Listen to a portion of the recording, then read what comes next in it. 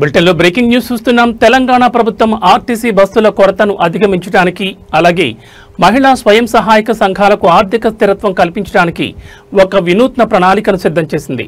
కొత్త ప్రణాళిక ప్రకారం రాష్ట్ర ప్రభుత్వం స్వయం సహాయక సంఘాలకు బ్యాంకు రుణాల ద్వారా బస్సులు కొనుగోలు చేయించి వాటిని తెలంగాణ రాష్ట్ర రోడ్డు రవాణా సంస్థకి అద్దెకివ్వనుంది. ఈ బస్సులను ఆర్టీసీ తమ సర్వీసుల్లో ఉపయోగించుకుంటుంది. ఈ పథకంలో భాగంగా ప్రభుత్వం ప్రతి బస్సు కొనుగోలుకు 30 లక్షల ఆర్థిక సహాయం అందిస్తుంది. స్వయం సహాయక సంఘాలు 6 లక్షలు జోడించి బస్సును కొనుగోలు చేయొచ్చు.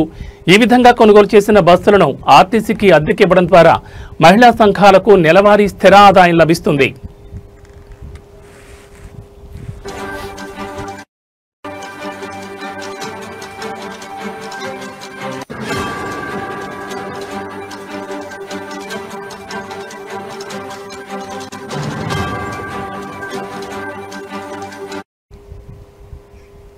ఈ ప్రణాళిక వల్ల 2 ప్రధాన ప్రయోజనాలున్నాయి.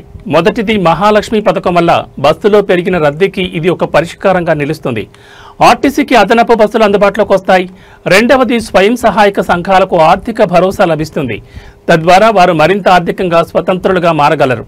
ఈ పథకం మహిళా సాధికారతకు అలాగే రాష్ట్ర రవాణా వ్యవస్థ మెరుగుదలకు దోహదపడుతుందని అధికారులు భావిస్తున్నారు.